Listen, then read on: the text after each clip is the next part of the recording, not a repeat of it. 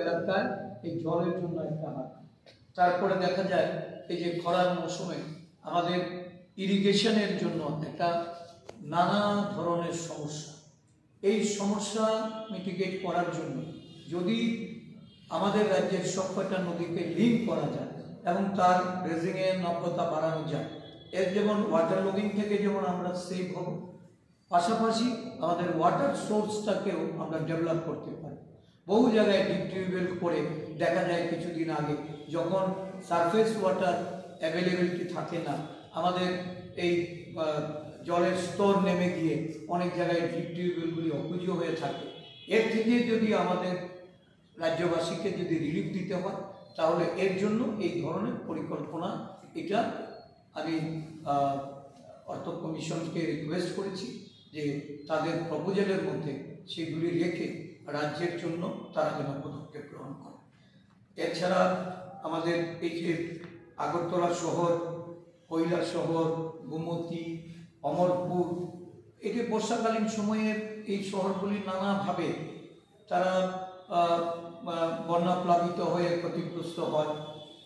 বাঁধ তৈরির জন্য কৈলাস শহরে শুরু হয়েছে, সেখানে জনরোষ, জনগণ প্রকাশ্যে রাস্তায় নেমে আন্দোলন করছে।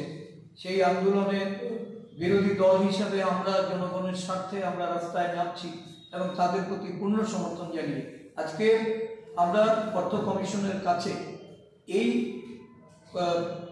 বিভিন্ন নদীর নাব্যতা বাড়িয়ে বাঁধ তৈরির ক্ষেত্রেও আমাদের প্রস্তাবনা প্রদেশ কংগ্রেসের পক্ষ থেকে আমরা রেখেছি এবং গ্র্যান্টিং এইডে যে সমস্ত প্রতিষ্ঠানগুলি পরিচালিত হয় সেখানেও ফান্ড ইনক্রিজ করা, যাতে এই অর্থে কোথাও যোগানে কোনো প্রতিবন্ধকতা না থাকে।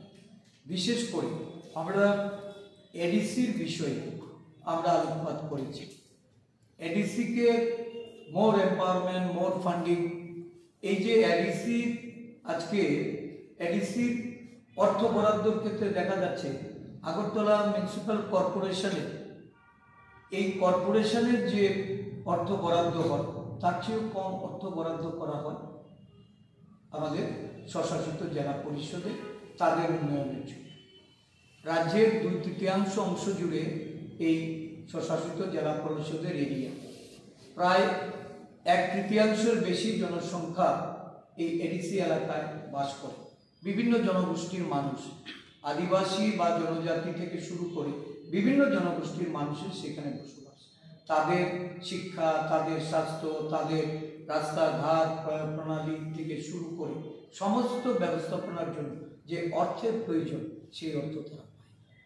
এই যে ফিনান্স কমিশনের যে অর্থ, এই অর্থ সরাসরি তাদেরকে বরাদ্দ করার জন্য আমরা সেখানে যেমন আবেদন রেখেছি 125তম সংশোধনীর মাধ্যমে এডিসিকে আরও বেশি এম্পাওয়ারমেন্ট করে তার 3 টায়ার পঞ্চায়েত ব্যবস্থা চালু করে সেই এডিসিকে যেন অধিক ক্ষমতা অর্পণ করা হয়, যাতে তাদের বরাদ্দের অর্থটা আরও বেশি করে সেখানে তারা পেতে পারে।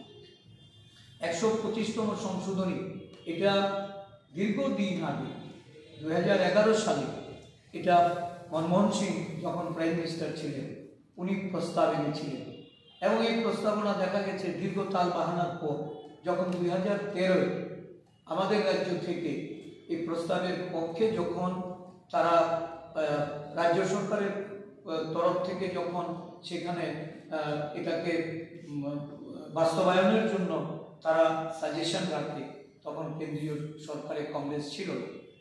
2020 সালে 5 মার্চ পার্লামেন্টে এই বিলটি উত্থাপন হয়।